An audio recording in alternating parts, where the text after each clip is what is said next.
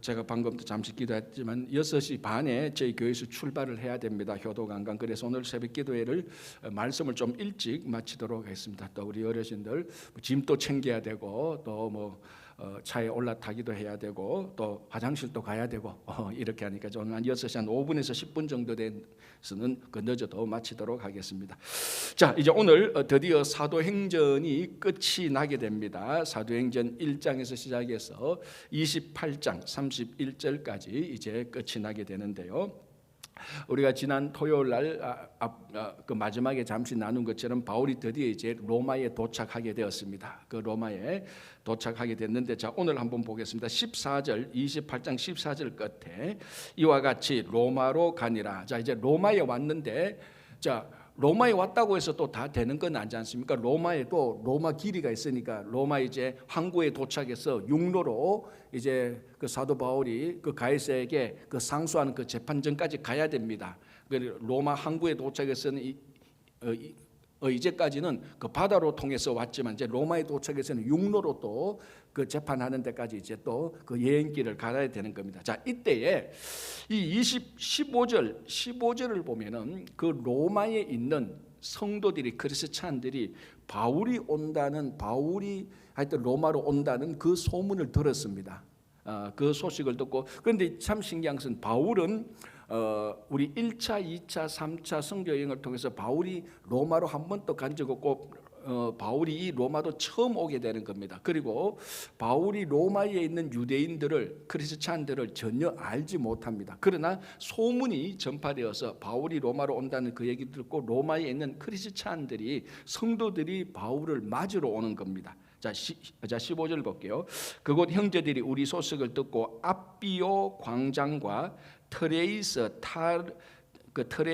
타베르네까지 맞으러 오니, 그러니까 아마 두 그룹이 있었던 것 같습니다. 첫 번째 그룹은 바울이 이제 그 육로로 항구에 도착해서 이제 재판장까지 가게 되는데, 그 가는 길 가운데 앞비오 광장이 있었는데 한 그룹은 앞비오 광장까지 마중 오고, 그 다음에는 이 발음이 어렵습니다. 트레이스 타베르네까지 마중을 왔습니다. 자, 이제 주석가들에 의하면은, 주석가들과 학자들에 의하면은 이 사람들이, 이 크리스찬 형제들이 바울을 맞으러 온 거리가 첫 번째는 45마일, 두 번째는 35마일 이렇게 걸어왔다고 이제 추정을 하고 있습니다. 이걸 뭐 정확히 그걸 잴 수는 없기 때문에 45마일, 35마일 추정, 그 여행 거리를 추정하는데, 자, 여러분 이것도 한번 생각해 보십시오.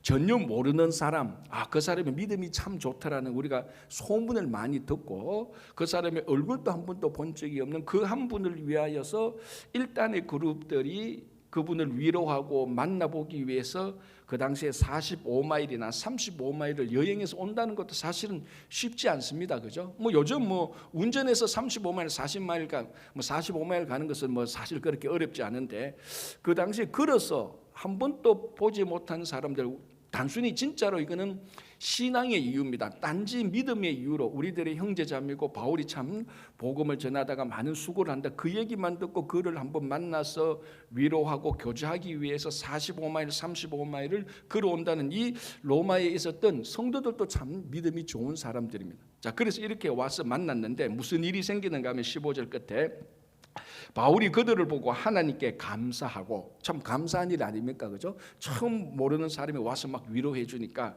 자, 그 다음에 담대한 마음을 얻으니라 라고 되어 있습니다.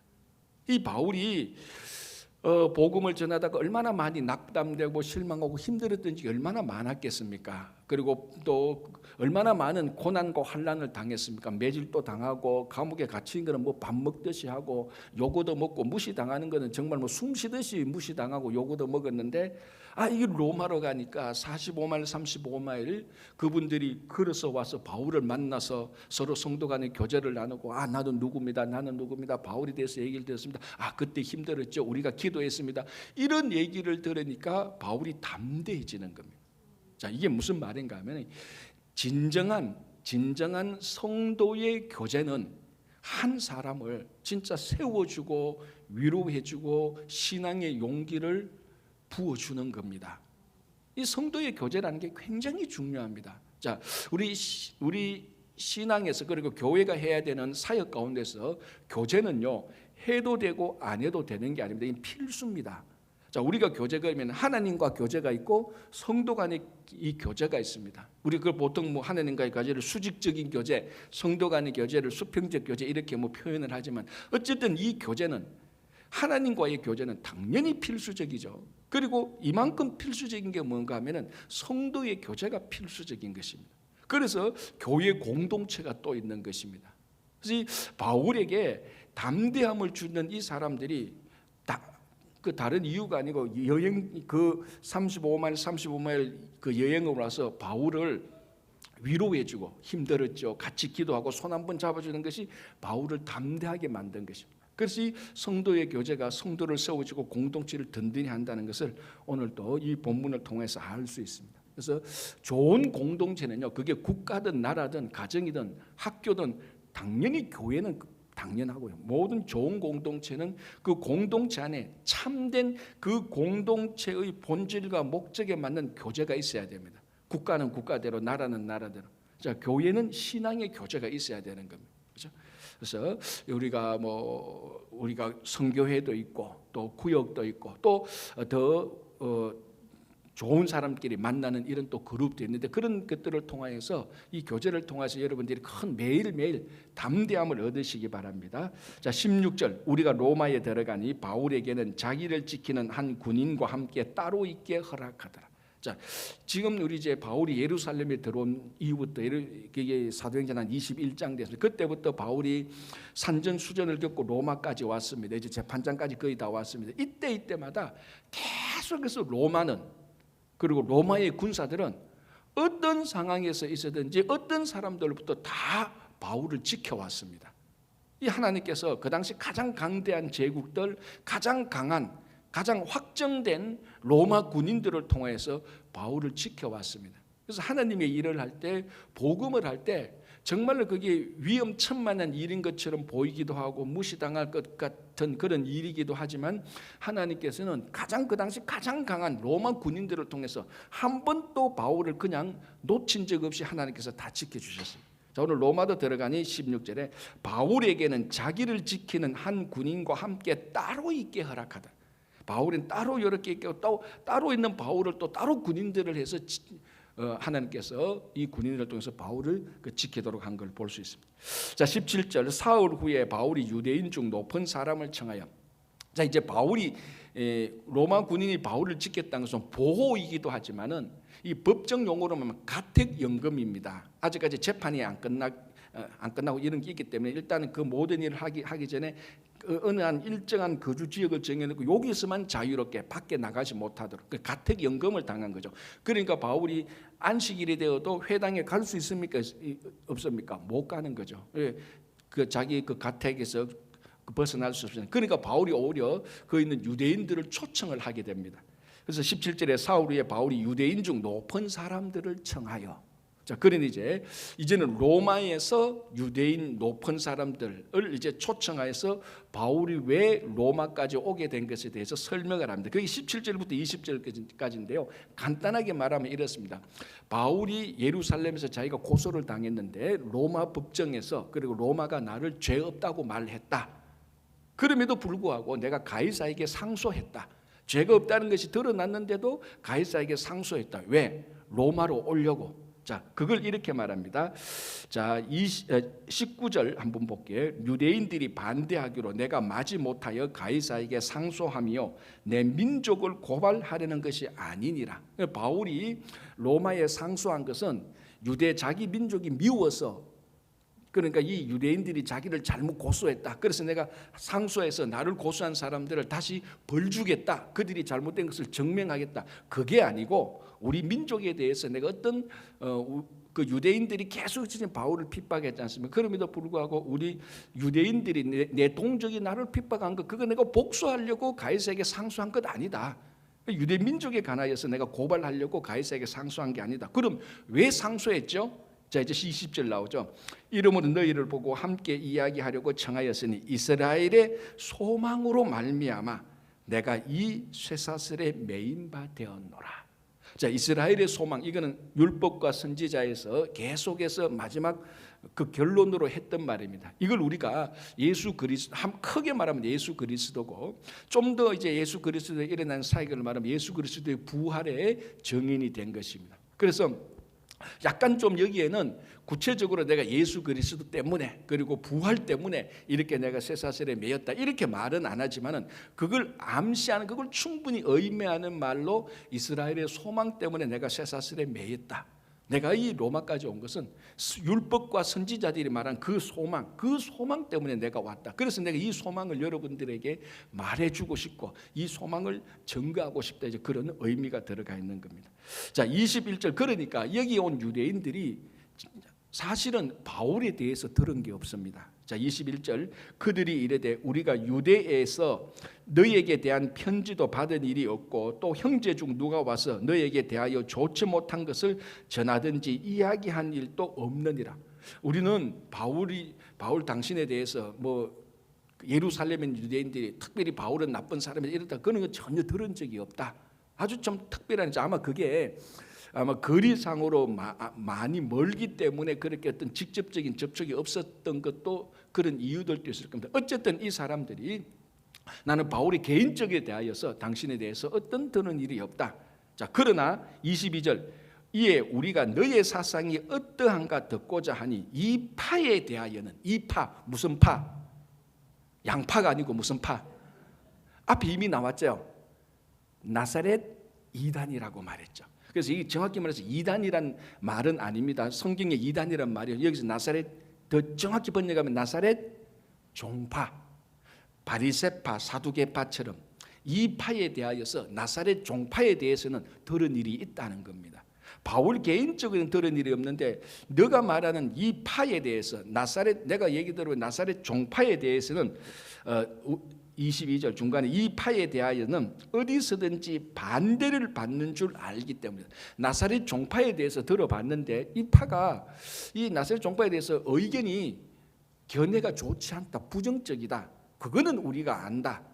굉장히 반대, 이 나사렛 종파가 다 새로 생겼는데 굉장히 그거 안 좋아, 사람들이 많이 반대하는 건 들었다, 그렇게 말을 합니다. 자, 그래서 23절에 그들이 날짜를 정하고 그가 유숙하는 집에 많이 오니, 자, 그들이 날짜를 정하고 그가 유숙하는 집에 많이 오니 바울이 아침부터 저녁까지 강론하여. 자, 다시 한 번 더 바울이 자기 변론, 이제 뭐 자기 변론할 필요는 없죠.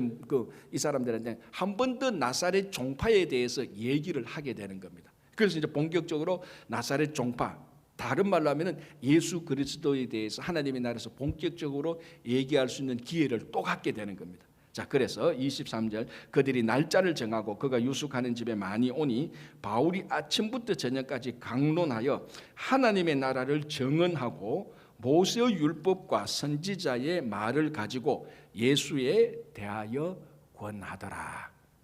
로마에서도 또 하나님의 나라와 예수에 대해서 증거할 수 있는 기회를 바울이 또 얻게 되는 겁니다. 자, 그러면은 이제 우리가 뭘 알 수 있습니까? 자, 요거하고 아울러서 먼저 우리 결론으로 한번 가보겠습니다. 30절 31절, 바울이 온 이태를 2년을 자기 셋집에 머물면서 자기에게 오는 사람을 다 영접하고 하나님의 나라를 전파하여 하며 주 예수 그리스도에 관한 모든 것을 담대하게 거침없이 가르치더라. 자, 이렇게 해서 사도행전이 끝이 납니다. 사도행전의 끝은 어떤 장면으로 끝이 납니까? 바울이 로마에서 자기를 찾아오는 사람들에게 담대하게 2년 동안 주 예수 그리스도에 관한 것과 하나님 나라에서 계속해서 전파함으로 끝이 나고 있습니다. 자, 제가 처음에 사도행전 1장 할 때 앞으로 복음이 어떤 식으로 전거되는가 하면은 사도행전 1장 8절, 예루살렘과 유대와 사마리아와 땅 끝까지 이르러. 자, 여러분, 지구에서 땅 끝은 어디입니까? 사실은 없죠. 왜? 지구가 둥그니까 사실은 없는 거예요, 그죠? 그런데 그 당시의 사람들은 지리적으로는 스페인이 땅 끝이라고 생각을 했어요. 그래서 극단적으로 계속 걸어서 스페인까지 가면은 그 땅 끝까지인가 어딘가는 푹 꺼질 거라 이렇게 생각을 하고 있었습니다. 근데 한 명도 꺼진 사람이 없어요, 그죠? 자, 그런데 이제 성경에서 복음이 전해지는 땅끝의 상징은 어딘가 하면은 로마예요, 사실은. 이 로마로 가면은 왜 로마에 무언가를 전해 놓으면 로마가 온 세상에 다 퍼지게 하는 겁니다, 로마에. 그래서 실제로 그 당시 사람들이 지리적인 땅끝이 로마라고, 그 지리진 땅끝은 스페인이라고 생각했지만은 이 복음을 로마까지만 전해주면은 이 복음은 자동적으로 전 세계에 다 퍼진다. 그러니까 로마는 상징적으로 복음이 전할 수 있는 땅끝이라고 생각을 하고 있었어요. 결국은 바울이 로마까지 오는 겁니다. 지리적인 땅끝이 아니고 복음의 상징적인 땅끝까지, 이 땅끝인 로마에 와서 복음을 막 전하는 것으로 이것이 끝이 나는 겁니다. 그래서 우리가 이제 이 사도행전을 좀 더 깊게 공부하면 사도행전을 또 문학적인 또 양식도 배워가는데, 이렇게 끝나는 양식이 뭔가 하면은 오프닝, 영어로 말하면 오프닝 엔드, 끝인데 원래 끝은 모든 일들이 결론 나서 다 닫아져야 되잖아요. 근데 이건 어떤 끝은 끝인데 문을 열어 놓습니다. 그러니까 앞으로 이제 이 사건이 계속해서 더 나타날 것이에요. 그러니까 보통 이렇게 끝이 나면은 그 다음 속편이 또 나오는 거예요, 문학적으로. 왜냐하면 끝을 딱 닫지 않고 끝을 열어놨으니까. 왜 열었느냐? 또 속편이 올까, to be continued가 있을 거라는 문학적인 표시가 있습니다. 사도행전 또 그렇게 이 누가가 끝을 맺는 겁니다. 오프닝 엔드, 끝이 열려 있는 끝. 그래서 이게 문학 양식으로 오프닝 엔드로 끝이 납니다. 왜 이렇게 끝이 내는가 하면 지금 끝은 끝인데 열려 있다는 겁니다. 무엇이? 복음이 계속해서 실제적으로 땅끝까지 가야 된다는 겁니다. 자, 지금 실제적으로 땅끝까지 복음이 전달됐습니까? 안 전달됐습니까? 안 전달됐죠, 실제적으로는. 그러나 복음이 땅끝까지 전달되는 복음의 완성이 완성된 건 아니지만 복음의 완성이 시작은 됐죠. 완성이 시작은 된 겁니다. 완성이 완성된 건 아니지만, 완성이 끝난 건 아니지만 완성이 시작된. 그런 완성의 시작은 이 사도행전에서 시작의 문을 열었으니 마지막은 누가 해라? 마지막까지 누가 해라? 그 이후에 사도의 제자들이, 그 이후에 교회와 성도들이 진짜로 땅끝까지 가서 복음을 전하라. 그래서 사도행전은 상징적으로 복음이 땅끝까지 전해졌지만 실제적으로 땅끝까지 복음을 전해줘야 되는 사명은 오늘날 교회와 성도들에게 있다는 것.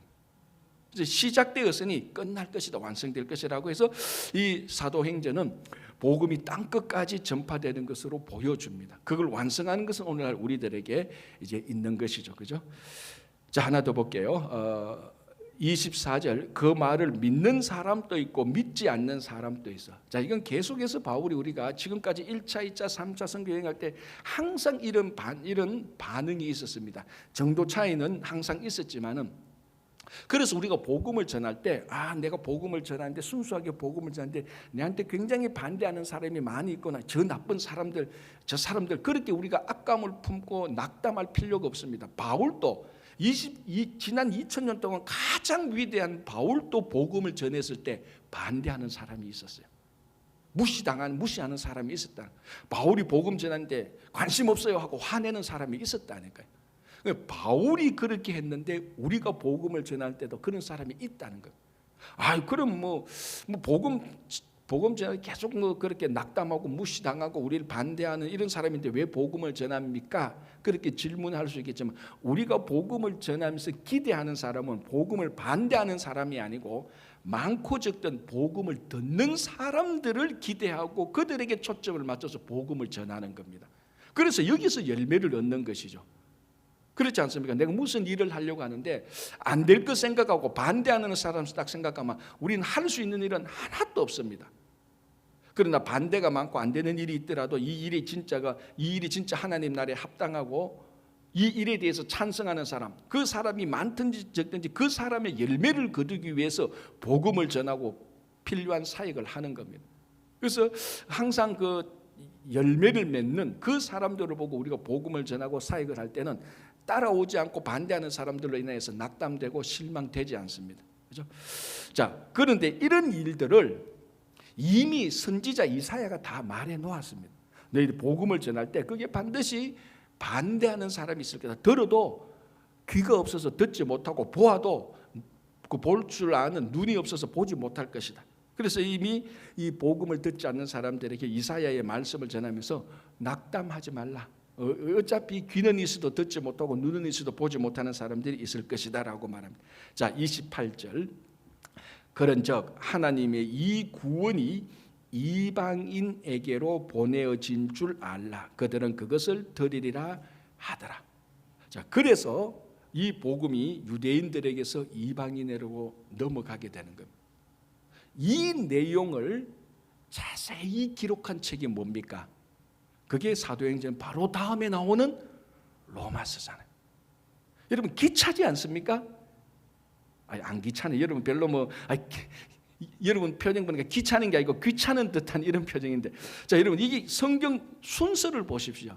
이 복음서가 끝나고 사도행전이 끝나고 그리고 이제 바울의 편지가 나옵니다. 로마서로부터 고린도전서, 고린도후서 나오는데 이 로마서가 복음이 유대인들에게서 이방인으로 넘어가는 이방인의 사도 바울이 복음을 전하고 이방인들의 구원, 우리가 몇 개월 전에 계속해서 살펴본 거 그거 아닙니까? 이방인의 구원을 통해서 다시 유대인들을 시샘나게 해가지고 유대인을 구원하고자 하는 그 하나님의 구원의 역사를 우리가 봤지 않습니까? 자, 거기에 대한 복선, 그 복선이 사도행전 마지막 장에 있다는 거예요. 28장 28절에 그런즉 하나님의 이 구원이 이방인에게로 보내어진 줄 알라. 그러면 이 복음이 이방인에게로 보내어진 그 일이 어떻게 이루어지고 그게 무엇입니까? 라는 궁금증이 생기죠. 뭐 별로 안 생길 겁니다. 이렇게 억지로 제가 찔러가지고 궁금증을 만들어 주는 거예요. 억지로 찔러가지고 이거 궁금해야 된다. 그래서 제가 궁금하도록 만드는 거예요. 사실은 이 굉장히 지금 28장 28절에서 굉장히 중요한 말이죠. 그리하여서 이 복음이 유대인에서 이방인으로 간다. 자, 이제 그 내용을 로마서에서 쫙 보여줘요. 그래서 그 다음에 로마서. 그래서 이 로마서가 그만큼 중요한 겁니다. 그래서 로마서는 우리가 주일날 계속해서 보고 있기 때문에 이제 새벽기도 때는 로마서를 턱 건너뛰고 내일부터는 고린도전서로 바로 보도록 하겠습니다. 그래서 필요한 것이면 또 로마서로 같이 이야기하고요. 그래서 우리가 사도행전을 이제 이렇게 해서 우리가 이렇게 해서 끝이 났는데 이게 어떻게 끝난다고요? 열려 있게 끝이 납니다. 이 사도행전은 오늘날 우리들에게 열려 있어요. 그래서 여러분 어떨 때 복음 전도하는 어떤 선교 대회, 어떤 복음 전도 무브먼트의 제목이 많이 뭔가 하면요, 액트 29가 많이 나와요. 안 보셨어요? 많이 봤죠. 사도행전이 28장으로 끝나지만 29장은 우리의 일이라고 해서 선교 운동, 선교 컨퍼런스, 어떤 단체들이 선교를 할 때 그 타이틀을 액트 사도행전 29장 이건 우리가 선다고 해서 나오는 겁니다. 왜? 28장이 아직 열려 있으니까. 그게 오늘날 우리들에게 준 겁니다. 그래서 다시 한번 우리가 모두가 다 사도행전 29장은 우리가 지금 또 계속해서 써나가야 되는 겁니다. 그 쓰는 게 글로 쓰는 게 아니고 복음을 전함으로 사도행전 29장을 우리가 만들어가는 그런 친구 교회가 되기를 간절히 바랍니다. 기도하겠습니다. 하나님 아버지 감사합니다. 사도행전은 28장으로 끝이 났지만 그러나 아직 복음이 땅끝까지 전해지기 시작되었지만 실제적으로 땅끝까지 전해지는 것이 완성되지 않은 상태니 오늘날 우리 친구교회와 성도들을 통하여서 땅끝까지 복음되는 완성에 잘 참여할 수 있도록 인도하여 주시옵소서. 우리의 삶이, 우리의 사역이 사도행전 29장을 써내려가는 그런 귀한 사역이 되게 하여 주시옵소서. 주님, 오늘 저희들도 어르신 모시고 효도 관광을 가게 됩니다. 가는 걸음이나 오는 걸음이나 여행의 모든 일들이 하나도 피곤하지 않고 아프지 않고 차질 없이 잘 진행될 수 있도록 주님께서 역사하여 주시옵소서. 우리에게 여러 가지 기도 제목들이 있습니다. 하나님 아버지, 우리 이창근 집사님이야 환우들이 있습니다. 그분들 한 사람 한 사람 또 다 고쳐주시고 오늘 또 회복시켜 주실 줄 믿습니다. 특별히 이번 주일 추수감사주일을 맞이하면서 친구 초청 잔치도 함께하게 됩니다. 아버지 하나님, 요즘 독감과 여행과 여러 가지 많은 코로나 팬데믹의 마지막으로 인하여서 많은 사람들이 교회 오기를 꺼려하고 힘들어하는 그런 때이지만 또 저희들이 사도행전 29장을 기록해 나간다는 목적으로 우리 주변의 많은 형제 자매들을 초청하여서 그 사람들이 예수님의 친구가 되어서 구원 얻는 영혼 되게 하여 주시옵소서. 오늘도 우리 자녀들, 가정, 교회 그리고 우리 어르신들 다 지켜주실 줄 믿으며 예수님의 이름으로 기도하옵나이다. 아멘.